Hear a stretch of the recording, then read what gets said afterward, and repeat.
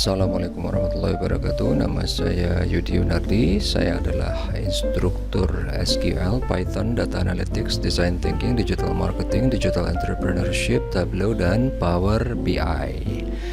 Di sini saya akan membahas mengenai advanced tutorial untuk Power BI. Oke, pertama-tama kita akan menjalankan Power BI desktopnya dulu. Di sini nanti kita akan membahas mengenai DAX, Power Query, yaitu tentang iterations dan date function. Kemudian ETL, how to deal with subtotal, kalau misalnya data yang kita impor itu ada subtotalnya. Kemudian looping over multiple web pages. Sekarang kita akan meload file Excel-nya dulu, 3 file Excel yang akan kita pakai untuk praktek Power Query ya. Sini yang pertama yaitu adalah si cookie types. Kita akan meload file Excel-nya dengan menggunakan fungsi import data from Excel. Nanti begitu kebuka window navigatornya, di sini ada 2 panel sebenarnya, tapi cuma 1 ya. Jadi kita akan pilih yang cookie type. Sebenarnya yang table juga sama aja isinya. Kemudian kita load. Nanti begitu selesai kita load, kita akan lihat apa aja isinya.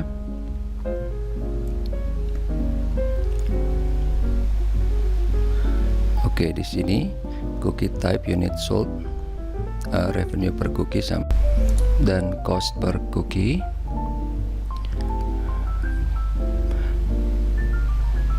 Kemudian berikutnya kita akan ambil file customer.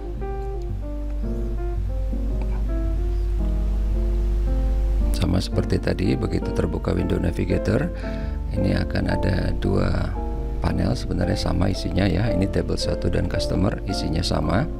Kita akan ambil yang customer, kemudian kita load.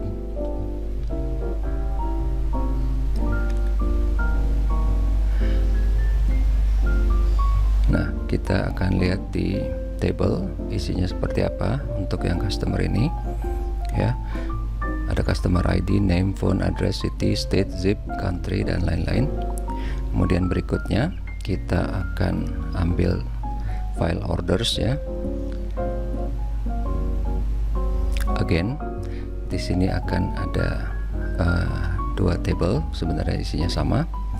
Kita akan nanti ambil table yang orders, kemudian kita load. Ini table order ini yang paling besar di antara ketiganya ya. Ini karena berisi tentang order-order untuk di cookie companies ini ya, sebagai example ya, sebagai contoh. Nah, begitu sudah terbuka, kita akan lihat untuk table orders itu seperti apa. Isinya ada customer ID, order ID, product, unit sold, date, revenue, dan cost. Oke. Nah, sekarang kita akan lihat relationship. Ini otomatis sudah dibuat relationshipnya oleh si Power BI ya, tapi baru antara si order sama customer. Ini apa? Join key-nya atau join field-nya itu adalah customer ID di orders maupun di customer. Kita lihat di sini relationship-nya adalah one to many. Sekarang kita akan menghubungkan antara orders dengan cookie type. Di orders itu ada field yang namanya product ya, dan produk ini sebenarnya sama dengan cookie type. Kalau kita lihat di sini ya, untuk yang cookie type, nah itu field cookie type sama dengan produk di table orders. Maka kita akan menghubungkannya dengan cara mengklik drag ya. Nah, itu otomatis akan terhubung dengan bentuk one to many juga, karena base table-nya adalah orders di sini ya. Jadi many-nya itu adalah di orders, di table orders. Oke. Kemudian berikutnya kita akan melakukan fungsi agregasi. Untuk table unit sold ini kita pengen tahu berapa total unit yang terjual. Dengan kita akan membuat satu measure di sini. Caranya dengan mengklik order ini di report panel ya. Kita akan klik kanan order, nanti kita akan buat measure-nya. Nah, di sini kita akan ganti namanya menjadi total cookies unit sold. Jadi kita mau ngelihat total cookies yang terjual berapa unit dengan menggunakan fungsi sum. Di sini ada fitur intelligence, dimana begitu kita ketik sum kita akan disodorkan pada berbagai fungsi yang mengandung kata sum. Kita akan ambil yang biasa ya, yang sum. Apa yang kita sum? Kita akan melakukan sum untuk kolom yang ada di mana? Yang ada di tabel order, yaitu kolom unit sold.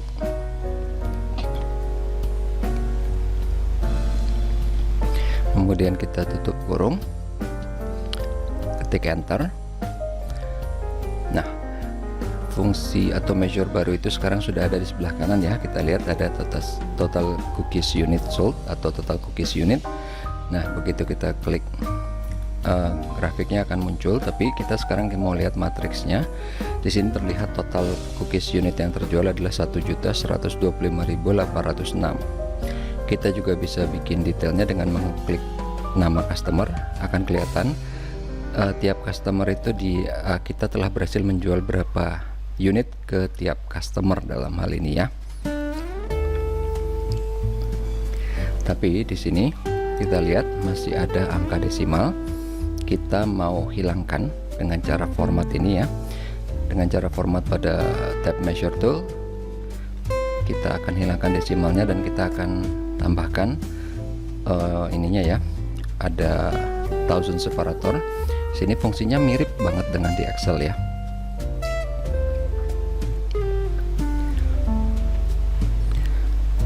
Nah, kalau kita mau tadi tambahkan itu tadi kan nggak pakai sold, kita mau tambahkan, kita mau rename bisa pakai spasi, bisa, ini nggak masalah.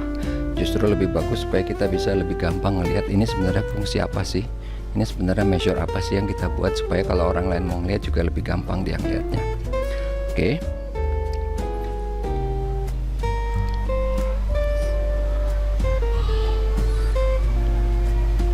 Kemudian berikutnya kita akan membuat measure lagi, yaitu apa? Kita akan melakukan count dari order.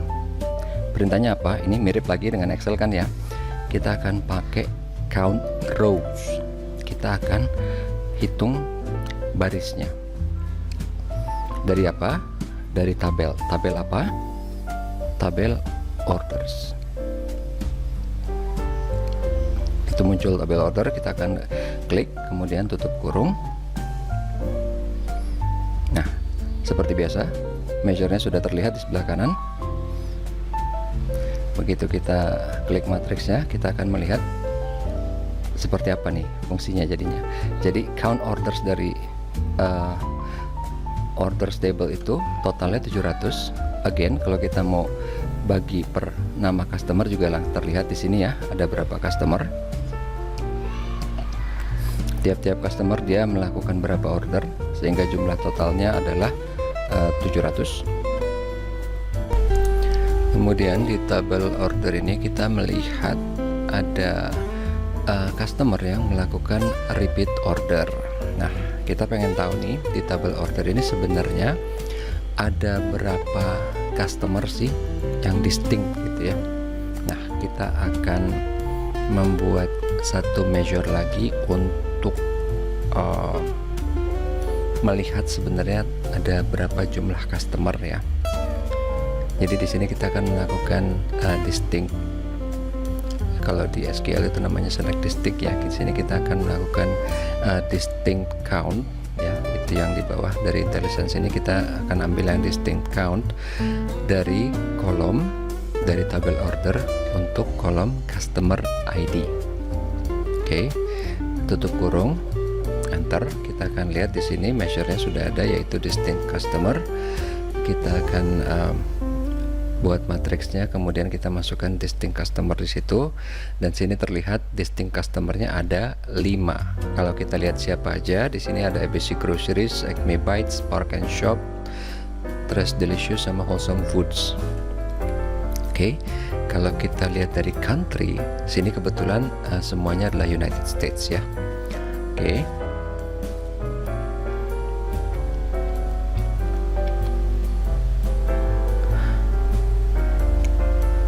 Kemudian di sini kalau misalnya dari measure yang kita udah buat itu kita pengen ngasih komen, ngasih remarks ya. Buat apa gunanya? Untuk menjelaskan kalau misalnya nanti ada orang lain yang pengen ngelihat, pengen merubah atau pengen modifikasi gitu ya, supaya lebih jelas terlihat, oh ini adalah rumus untuk apa gitu ya. Jadi itulah tujuan dari kalau kita mau bikin komen di measures ini. Oke, pakai tanda apa? Double slash ya.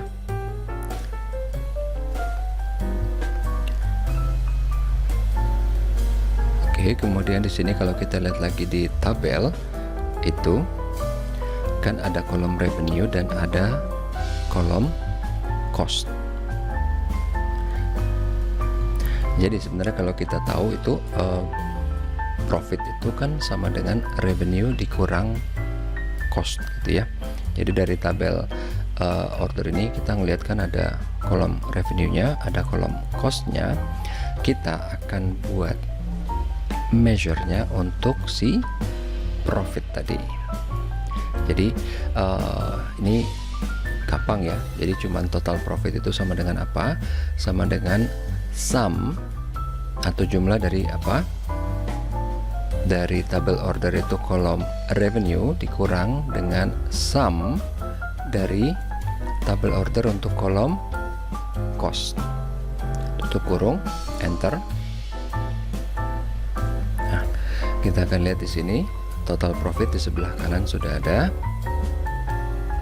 Oke.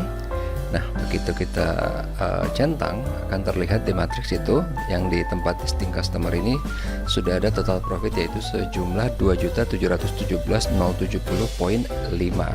Kalau kita pengen lihat di sini itu dari siapa aja, terlihat detailnya untuk nama-nama customer kita ya, ABC Groceries, Acme Bites dan seterusnya.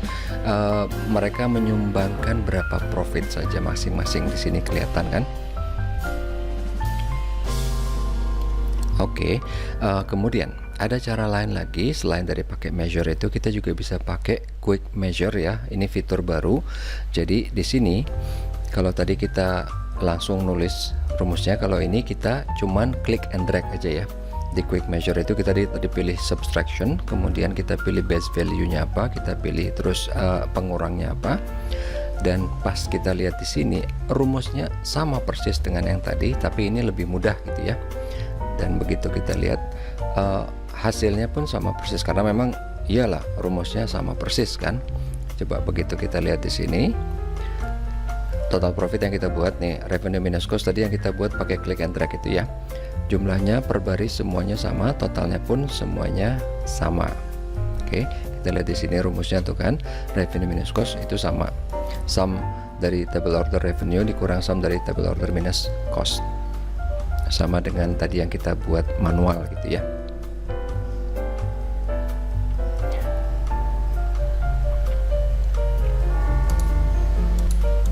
Oke, kemudian sekarang kita akan lihat ke tables lagi. Di sini kita akan menggunakan cara lain untuk menghitung profit, yaitu dengan menambahkan calculated column.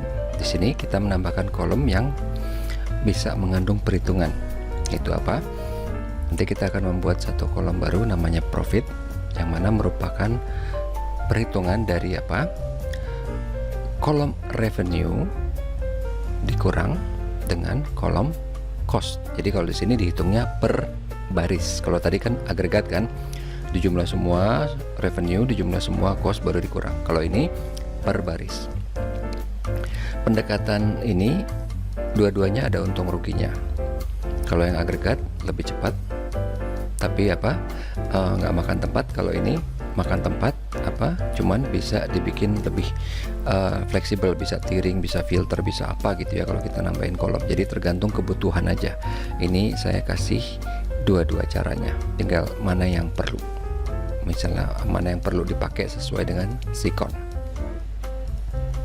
Jadi ini kita udah lihat, udah bisa ya bikin kolom baru yang namanya profit. Ini per barisnya udah langsung terhitung, udah langsung dihitung karena kita pakai rumus. Oke. Kemudian sekarang kita akan buat satu measures baru lagi. Kita akan menghitung profit margin. Jadi seperti kita tahu, profit margin percentage itu adalah total profit dibagi dengan total revenue. Jadi total profit ini udah ada ya measure-nya, kita bisa pakai di sini. Kita bisa ngambil measure dari dalam measure. Kalau yang revenue karena belum ada, kita di sini pakai sum biasa kayak tadi ya. Sum dalam kurung kita akan pakai table order kolom revenue. Tutup kurung, di enter. Kemudian kita lihat di sebelah kanan udah ada ya profit margin percentage itu. Nah, sekarang kita akan bikin matriksnya, kita akan lihat berapa sih nih profit margin percentage untuk tiap jenis cookie. Untuk cookie type. Ini cookie type-nya udah ada, kita udah masukin dimensinya, kita masukin profit margin percentage-nya. Nah, di sini kita lihat angkanya tapi masih desimal. Seperti biasa, seperti tadi kita bisa mengubah ini menjadi persen ya. Kita tinggal ke tab measure tools itu, kita pilih persen sama seperti di Excel ya. Kemudian kita lihat di situ sudah berubah menjadi persen, dan kalau perlu kita bisa hilangkan desimalnya jadi 0 atau mungkin 1 atau 2 terserah. Ini user interface-nya mirip sekali dengan Excel. Oke, sekarang kita akan lihat lagi tabel orders. Kalau tadi kita menambahkan kolom profit, melakukan perhitungan revenue dan cost ke samping gitu ya, baru kemudian semuanya kita agregat. Sekarang kita akan melakukan perhitungan iterasi, yaitu dimana kita melakukan perhitungan ke samping, kemudian menjumlahkan ke bawah, ke samping lagi, dan seterusnya. Oke, sekarang kita akan buat measure-nya ini di table cookie type. Kita beri nama yaitu total profit iteration. Fungsi yang dipakai adalah sum x, ini fungsi iterasi. Kemudian tabelnya adalah table cookie type.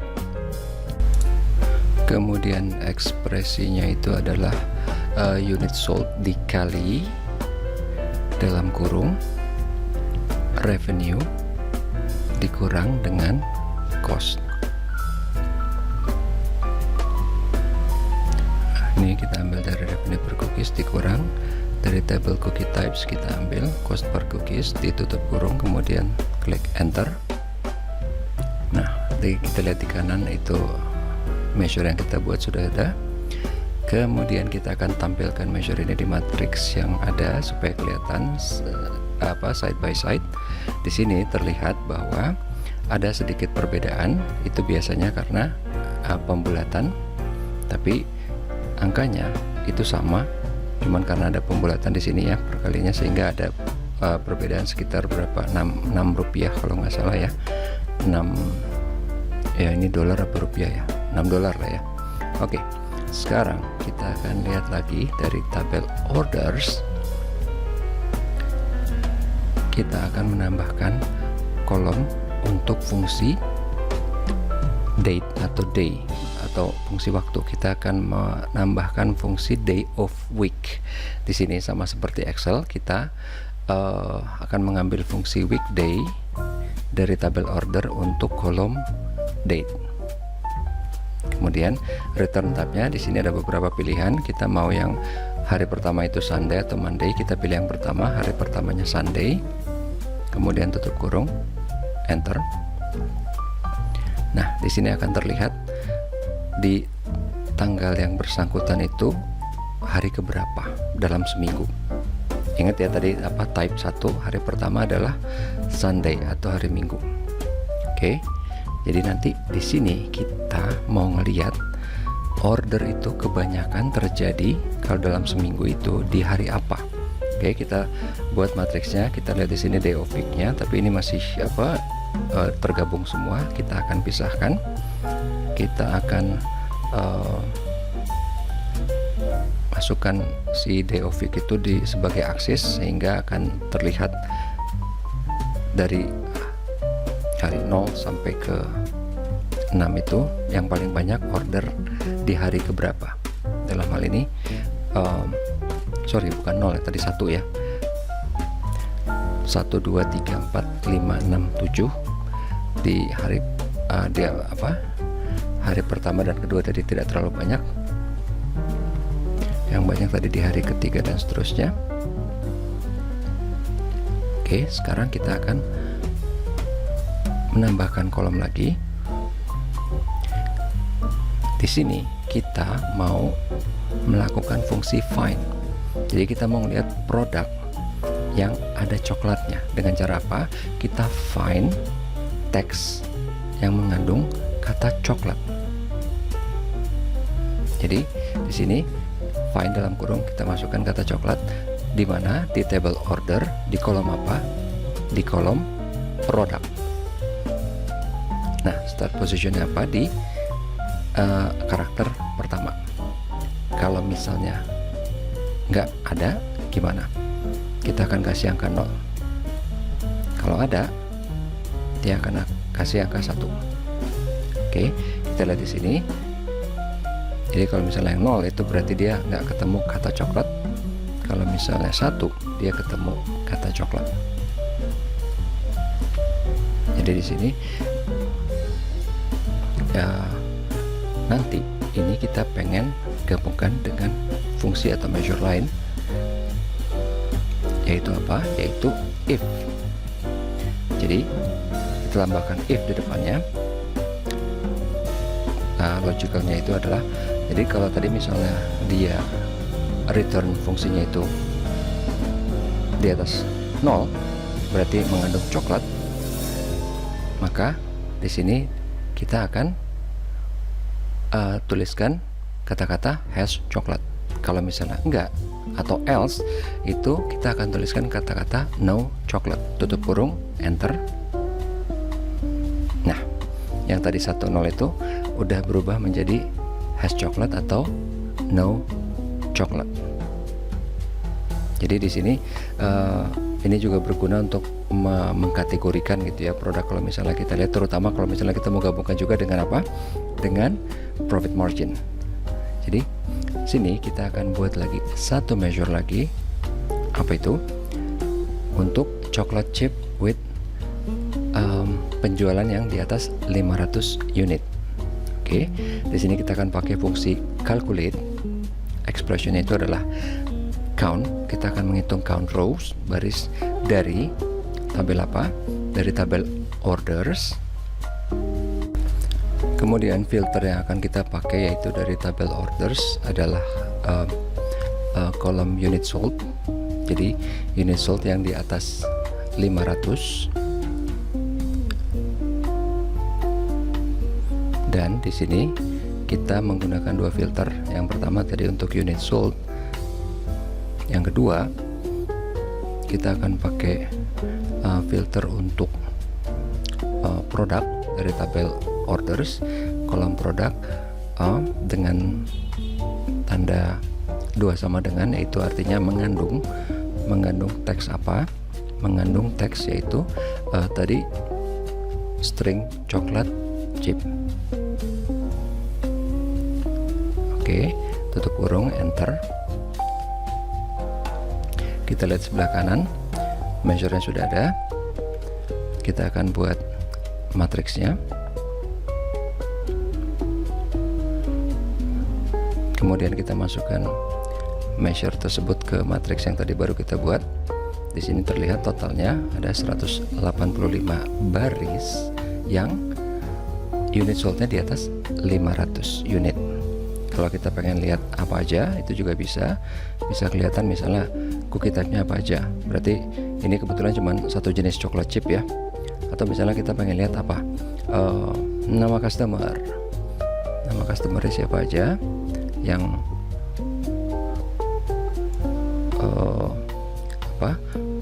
pembeliannya di atas 500 unit. Ini bentuk kolom kita bisa ganti ke bentuk row, tinggal digeser ke row jadi kelihatannya lebih normal ya, lebih enak. Jadi perusahaan apa aja yang membeli di atas 500 unit dan berapa. Oke. Kemudian berikutnya kita akan melihat untuk grouping. Kalau kita misalnya mengimpor file yang kebetulan sudah ada groupingnya di sini, nah itu gimana caranya kita ngebersihin, gimana caranya kita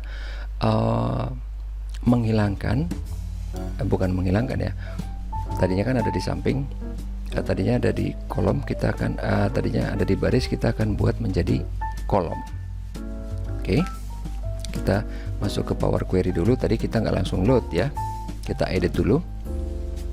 Di sini kita lihat itu kan Edinburgh di atas, dia bentuknya baris gitu ya untuk subtotal ya. Subtotal nanti kita bisa ngitung sendiri. That's why makanya kita mau ngilangin ini baris ini, kita mau bikin dalam bentuk kolom. Karena untuk subtotal nanti si Power BI itu bisa ngitung sendiri. Ya jangankan dia, Excel aja juga bisa gitu kan. Kita mau menghilangkan si hasil pivot ini. Oke. Jadi di sini pertama kita akan menambahkan satu custom column. Kita akan buat satu fungsi untuk menangkap si subtotal ini ya, dalam hal ini. Jadi kolomnya kita akan kasih nama city. Nah di city ini kita akan melakukan suatu kalkulasi. Apa itu? Kita akan lihat, jadi kita akan melihat either column position, age atau start date itu ada nolnya. Jadi kita di sini bikin formulanya adalah if ya, if position is null, then kolom city yang baru ini isinya ambil dari kolom name. Oke. If position is null, then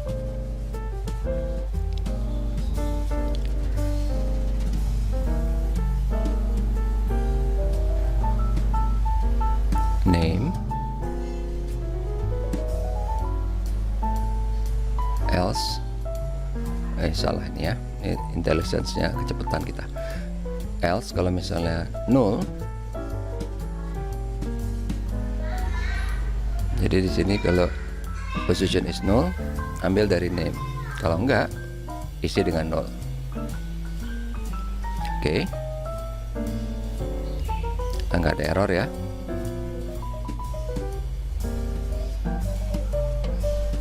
Oke, klik OK. Nah di kolom yang baru ini yang city itu udah terisi. Untuk yang baris atas tuh Edinburgh, sementara kalau yang lainnya itu null. Cara lain kita juga bisa menggunakan menu conditional column. Jadi kalau tadi kita pakai ngetik ya, kalau ini lebih pakai user interface. Di sini kita isi kolom name-nya apa, kemudian if kolom name-nya kita isi position equals to null, terus then ngapain? Then kita akan ambil nilai dari name. Bentar ya, bukan, kita akan select kolom, kemudian kita pilih kolom name, dan di bawahnya kita else. Ini kan ada tulisan else nya. Else itu kita akan isikan null. Klik OK. Ini nanti hasilnya sama dengan yang tadi kita buat secara manual ya, yang kolom city.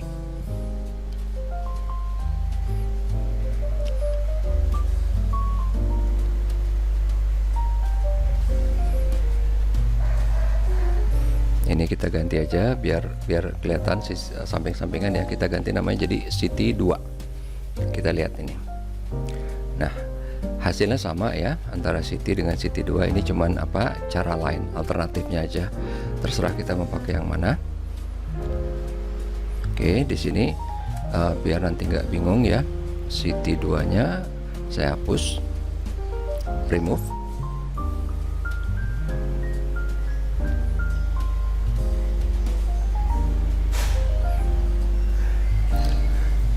Oke, kemudian proses berikutnya kita mau menghilangkan value 0 ini yang ada di kolom city yang di baris kedua sampai ke 10 dan di baris ke-12 sampai ke 22. Dengan cara gimana? Ini di Power BI udah ada fiturnya yang langsung.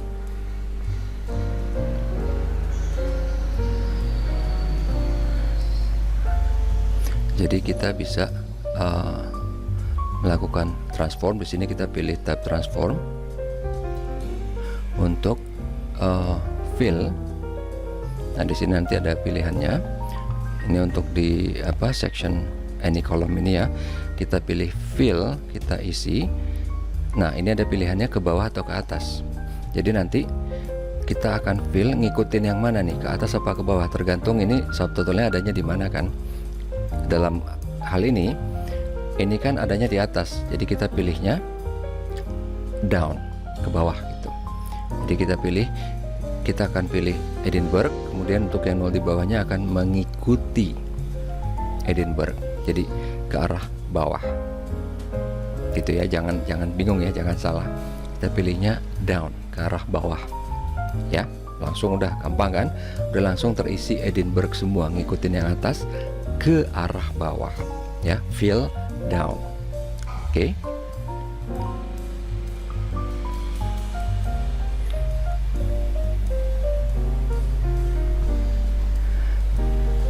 Sini kita udah buat kolom, kita udah jadi kolomnya udah ada ya, udah merepresent Edinburgh, yang 0-nya udah hilang. Sekarang kita tinggal nge-filter out ini yang baris pertama nih, yang Edinburgh, karena kita udah nggak perlu, karena kita udah nge-transform dia ke kolom. Jadi ini caranya macam-macam, kita bisa manual hapus, walaupun ini nggak praktis kalau misalnya barisnya banyak ya. Kita bisa yang gampang adalah filter di position age atau start date, itu filter yang 0 ya kan. Yang 0-nya bisa kita untick ya, kita nggak centang biar nanti dia hilang dari sini. Tapi walaupun dia udah di untick, di remove gitu ya, di untick, yang di kanan yang city itu kalkulasinya tetap ada, tetap stay, dia nggak jadi NA gitu ya, dia tetap ada. Jadi di sini memang prosesnya itu serial gitu. Untuk yang di kolom itu rumusnya, walaupun dia source-nya tadi udah hilang tuh, dia tetap udah ada di sini, udah terexecute, udah stay, udah permanen gitu ya.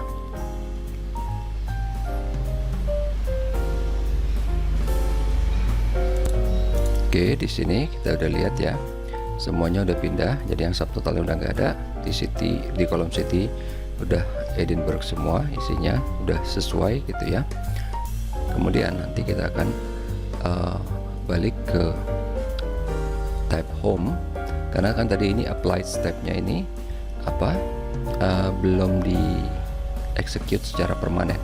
Kita klik close and apply supaya dia jadi permanen, supaya commit gitu ya. Nah, begitu udah selesai, kita kembali ke report pane ya. Di report tab ini kita akan bikin matriks baru. Di sini kita lihat, kita cek lagi sekali lagi di tabelnya itu udah benar. Kita akan bikin matriks baru untuk si yang tadi baru kita transform ya, tabelnya. Karena sudah ditransform di kolom, jadi udah nggak mix kayak tadi gitu ya, dalam bentuk subtotal. Sekarang kita udah bisa memanipulasi dengan bebas gitu ya kan. Kita mau bikin city-nya ke baris, ke bawah, terus kemudian namanya jadi kolom bisa, atau enggak namanya kita geser ke atas jadi row atau jadi baris, belum. jadi baris, bisa juga itu kan, bebas. Kemudian nanti kita mau isi salary-nya juga bisa. Kalau kita mau nambahin apa tadi yang belum, position, kita mau nambahin position bisa juga. Positionnya bisa mau di kolom atau mau di samain di baris, di row kayak gini juga bisa. Lebih fleksibel gitu kan, lebih gampang. Walaupun misalnya kita mau balikin ke kolom ya oke, bisa juga. Temu dihilangin juga bisa. Nah, kita lihat di sini ya. Kita akan masukkan salary.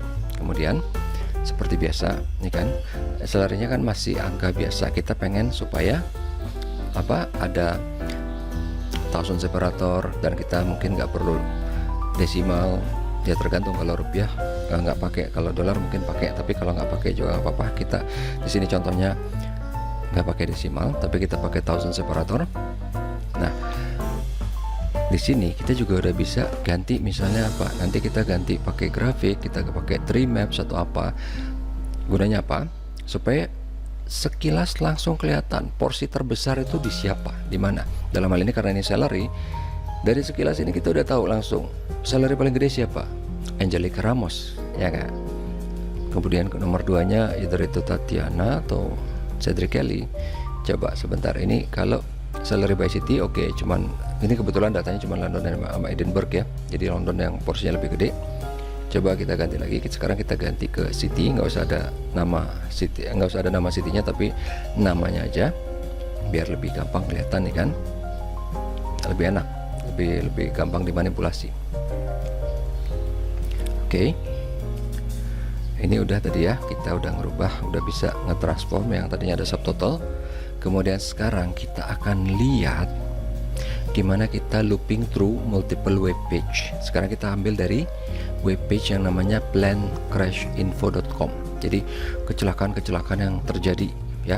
Ini kalau kita lihat dari sini sejak tahun 1920 sampai dengan 2022, berarti 102 tahun. Banyak nih kan, kita mau ambil semua. Jadi ini tiap tahun nih itu ada linknya sendiri kan, kita bisa klik, kita langsung lihat detailnya, itu ada gitu kan data-datanya. Nah kita mau ambil nih semuanya. Sekarang kita lihat contohnya nih, yang tahun 1930 ada kan data-datanya semua lengkap gitu kan, ada tanggal, location, aircraft type, terus sama fatalities. Fatalities ini terbagi 3, yaitu air fatalities, aboard fatalities, sama ground fatalities. Kita akan copy URL ini, nanti kita akan ngefit ke sini ya, ke Power BI. Kita buka dulu page berikutnya supaya nggak bingung. Kita kemudian akan get data dari web, kemudian kita akan paste tadi URL yang kita sudah copy. Kita pengen lihat nih data apa yang kita bisa ekstrak dari URL ini. Oke. Kemudian klik OK.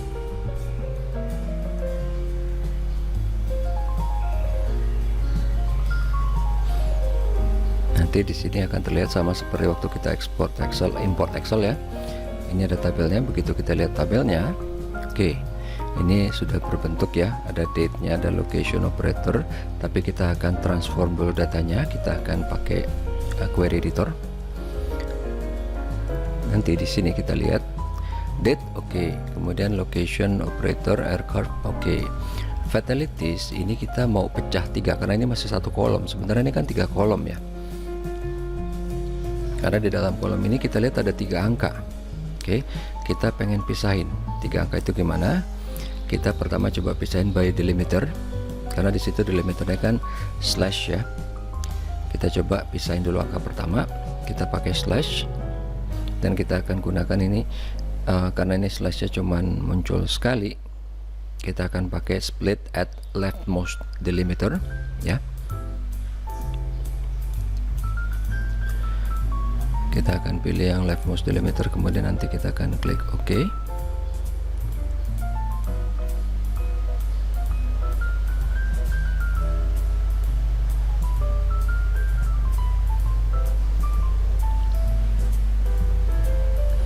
Nah ini sudah terbagi 2 ya. Jadi dia auto rename fatalities 1 dan fatalities 2. yang satu udah benar dan propertiesnya udah whole number ya, kelihatan dari atas itu ada angka 1, 2, 3. Tapi yang fatalities 2 kita mau pisahin lagi nih, kita mau pisahin lagi. Jadi gimana caranya? Sama, kita pakai split column lagi, kita pakai delimiter, tapi sekarang itu delimiternya adalah buka kurung ya enggak? Delimiternya adalah buka kurung, sama seperti tadi. Karena ini cuma satu, kita cuma pakai split at the leftmost delimiter ya, kemudian klik OK.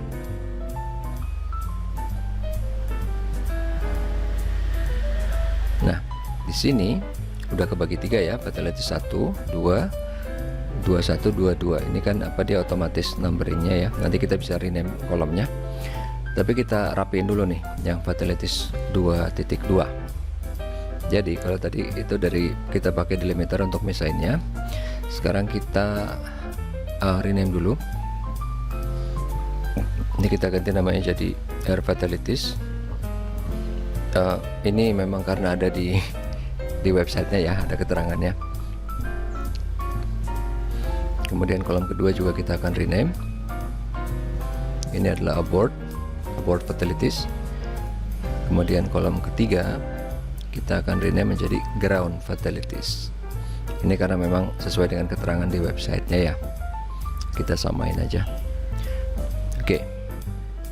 Kemudian ini kan yang ground fatalities itu masih ada kurungnya kan ya, belum jadi angka sepenuhnya nih, masih campur, jadi masih kelihatannya lambangnya pun masih string gitu ya, belum the whole number, jadi belum bisa dimanipulasi. Jadi kita akan rubah ini, kita akan hilangkan si tutup kurungnya itu dengan cara apa? Dengan cara replace values. Kita akan nge-replace si tutup kurung itu. Jadi value to find-nya adalah lambang tutup kurung. Di replace dengan apa? Kita nggak isi apa-apa. Jadi nanti dia akan langsung ke delete gitu ya, akan langsung hilang. Klik OK. Oke, udah hilang kan? Ya. Nih sampai ke bawah, tapi ini memang tadi di bawah itu masih ada tanda tanya gitu ya, ada error, tapi nggak apa-apa, nanti kita akan rapikan, kita akan benerin nanti. Di sini si ground fatalities itu karena tadinya string, kita akan rubah menjadi whole number. Nah, tadi yang tanda tanya itu begitu kita rubah jadi whole number ada error kan, nanti kita akan benerin errornya.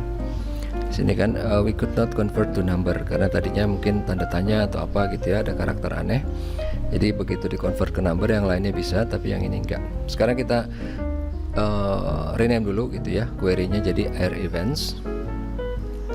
Kemudian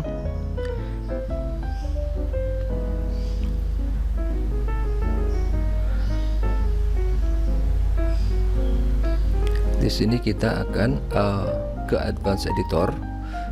Kita mau melihat dari URL yang tadi kita copy. Oke. Ini kita udah lihat source-nya itu ya. Ada web browser kontennya apa, URL yang tadi kita copy. Kita akan enter 2 kali ke bawah karena kita akan menambahkan perintah di sini.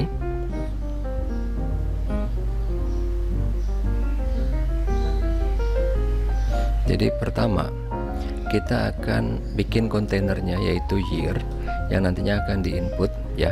Dalam hal ini kita input manual, walaupun nanti kita akan otomatis, tapi year dengan tanda sama dengan dan lebih besar itu nanti apa, ini akan menerima inputan either dari manual dari kita ataupun nanti dari tempat lain. Nah, di sini ini karena URL-nya itu dalam tanda kutip gitu ya, berarti ini kan string. Sementara 1930 itu kan numerik. Jadi supaya make sure bahwa nantinya itu akan terproses menjadi string, kita harus pakai lagi tanda kutip di dalamnya. Oke. Di yang kedua tempat 1930 itu, dan kita juga harus menambahkan 2 ampersand. Ampersand ini apa? Tanda dan gitu ya. Baru di tengahnya kita masukkan variabel yang tadi ada di atas itu, year ya. di dua tempat, karena kan tadi 1930 di dua tempat. Jadi obviously kan begitu 1930 dia akan narik data 1930, 1931 dia akan narik data 1931 dan seterusnya. Makanya di sini akan kita rubah. Kemudian di sini kita akan tambahkan fungsi number to text. Ini case sensitive ya. Yang itu tadi, karena kita mau make sure bahwa ini nantinya begitu angka yang masuk akan di convert menjadi teks. Karena apa? URL ini kan bentuknya string, dia bentuknya teks. Oke. Di kedua tempat kita udah tambahkan number to text. Nah, ini yang tadi saya bilang year optionalnya itu udah menunggu inputan dari kita ataupun nanti dari proses lain. Sekarang ini kita mau lihat nih, ya kita tes. Begitu kita masukkan 2010, nah udah narik data nih 2010, ya kan? Berarti udah benar nih, apa prosesnya udah benar. Nanti kita tinggal loopingnya aja yang kita buat, ya kan? 2010-nya udah benar. Ini begitu apa si invoke functionnya kita hapus dulu. Ini kan tadi hasil dari si 2010 itu ya. Kita balikin dulu ke si array event-nya ini. Ini kalau kita mau ngetes lagi misalnya ya 1990 deh. Oke, bisa kan? Oke, sini berarti apa fungsinya udah benar. Kita tinggal nanti pikirin gimana caranya ngelooping supaya dia bisa masuk semua gitu kan. Kita hapus dulu ini invoke functionnya, kalau enggak soalnya nanti nggak bisa. Pokoknya state-nya itu sekarang harus pas lagi di function, di array events ini. Array events itu kan ada tandanya ya, fx itu ya, itu artinya function. Oke. Kemudian kita balik dulu ke websitenya ini. Tadi kita mau pergi ke halaman yang tadi ada daftar. Nah ini dia yang ada daftar dari 1920 sampai dengan 2022. Oke. Nah di sini kita akan copy URL ini. Nah kita mau ngefit ke Power BI ini. Kita pengen lihat tabel apa yang kita bisa ekstrak dari situ, ya kan? Kemudian kita new source, kita ambil dari web. Kemudian kita akan paste tadi si URL-nya itu, yang tadi ada tahun dari 1930 sampai 2022. Kita pengen ambil list tahunnya itu buat di feed, dimasukin ke functionnya array events ini. Oke. Nah kita lihat di sini ada tiga nih, ada tiga sheet. Tadi sheet pertama enggak, kedua iya, ketiga enggak, kedua yang kita ambil kan. Ini ada listnya tuh, ya kan? Kolom 2, kolom 3 dan seterusnya. Ini akan kita ambil, walaupun dia bentuknya kolom ke samping ya, nggak apa-apa. Nanti kita bisa lakukan sesuatu terhadap itu. Tapi yang pertama nih, ini kolom pertama nih nggak kepake, nanti kita akan buang ya. Tapi kita lihat di sini, kolom ke 1, 2, 3 sampai seterusnya itu udah benar sesuai dengan yang kita harapkan. Kolom 1 kita delete dulu.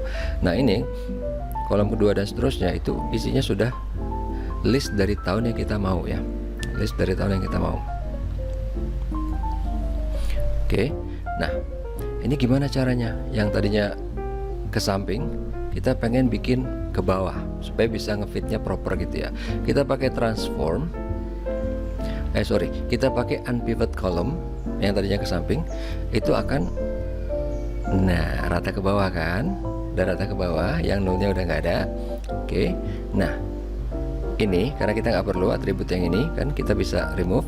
Nah yang kita perlu ini aja nih, ini value kan, karena itu makanya tadi kenapa kita perlu apa kita make sure bahwa itu nantinya di treat sebagai string, karena ini kan di sini angka nih. Kalau enggak nantinya dia akan error. Oke, karena di sini angka, tapi nanti begitu di function itu kan dia convert sendiri kan, dari angka number to text kan. Oke. Nah, kemudian di sini kita akan tambahkan kolom di tabel ini, tabel yang tadi gitu ya. Kita tambahkan kolom untuk mengakses apa? Mengakses function yang tadi ya. Function yang tadi si apa namanya? Array events itu ya. Jadi di sini kita panggil functionnya.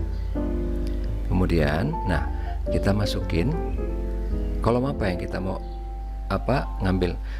Function ini akan ngefit dari kolom apa? Dari kolom year yang ada di sini kan. Klik OK. Nah di sini seperti biasa masih ada, karena mengakses web gitu ya, ada data privasi bla bla bla. Kita ignore aja karena ini kan memang apa bukan untuk bisnis atau komersial, ini cuma untuk keperluan pendidikan ya. Oke, kita akan klik OK dan siap-siap. Ini mungkin agak lama gitu ya, tergantung kecepatan internet dan komputer. Tapi di sini udah kelihatan walaupun bentuknya itu masih drill down gitu ya. Jadi 1920 kita harus klik baru muncul tabelnya, klik baru muncul tabelnya, klik baru muncul tabelnya, ya kan? Tapi udah ngumpul semua, ya enggak? Udah ngumpul semua nih. Gimana caranya Pak supaya bisa langsung kelihatan, nggak perlu diklik klik gitu kan? Klik yang itu tuh. Kita klik expand. Yang kita mau expand apa aja kita pilih. Kemudian make sure use original column-nya itu diantik. Kalau enggak ntar dia akan muncul kolom titik date, kolom titik location, kolom titik aircraft type. Itunya kita nggak mau pakai kan, kecuali kalau kita emang ada kolom yang sama mirip-mirip namanya supaya nggak salah. Tapi kalau ini kan karena cuma satu tabel, itunya kita nggak pakai prefixnya. Nah, udah jadi kan? Year-nya ada, date-nya ada, semua udah kegabung di sini kan. Dari 1920, 21 seterusnya sampai dengan 2000 berapa tadi? 2022 ya. Oke. Air fatalities, abort, ground fatalities ada itu kan. Oke, di sini kita lihat ada errornya. Kita bisa remove atau kita replace ya. Jadi replace itu istilahnya kita impute kan. Kita impute jadi apa? Di sini kita akan impute jadi 0. Bisa juga kita replace langsung kita hapus barisnya. Tapi sekarang di sini saya kasih contohnya kita impute jadi 0. Oke. Kita akan replace errorsnya itu dengan value berapa? 0. Bisa dengan average, min, max gitu kan ya. Tapi ini kita contohnya pakai kita impute dengan 0.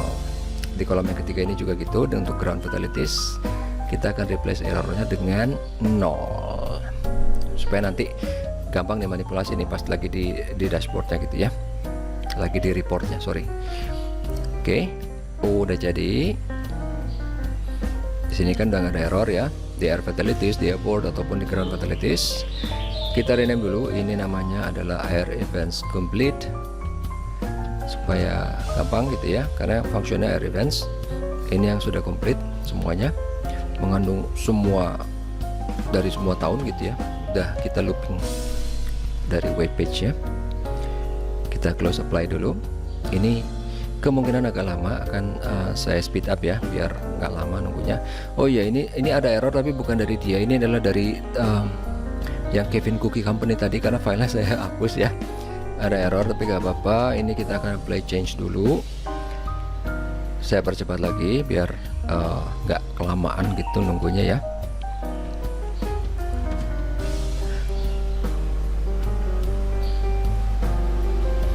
Oke, nah mantap kan, supaya nggak lama karena ini barisnya banyak, kalau nggak salah berapa ribu ya.